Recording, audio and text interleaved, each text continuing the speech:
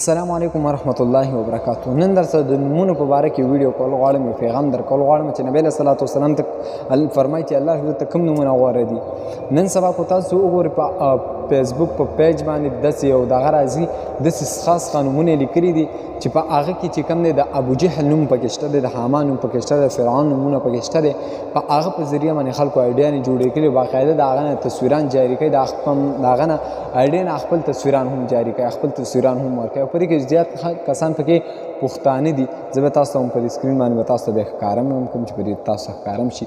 خو په دې داسې نومونه کو چېرې د هغوی خپل نومونه نه او بل یو کس جوړ کړي، د دې نه الله رب عزت منع کړې ده، ځکه چې الله رب عزت فرمایي ولا تنابزوا بالالقاب، یو بل چېرې په غلطو نومونو مه یادوئ.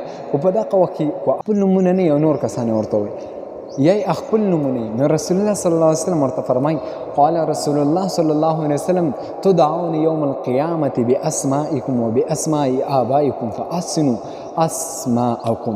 نبی علیه الصلاة والسلام فرمایي چې تاسو به د قیامت په ورځ د خپل د پلار په نوم او د نیکه په نوم باندې پاسئ، نو تاسو ته پکار ده چې ښکلي نومونه کېږدئ. نو نبی علیه الصلاة والسلام وایي الله رب عزت ته کوم نومونه غوره دي؟ پته درته شته؟ نه. نبی علیه الصلاة والسلام فرمایي قال رسول الله صلی الله علیه وسلم ان احب اسمائکم الى الله عبد الله و عبد الرحمن.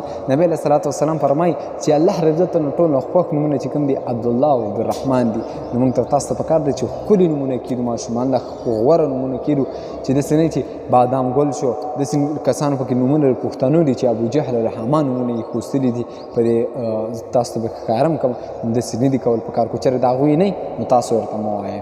الله تعالی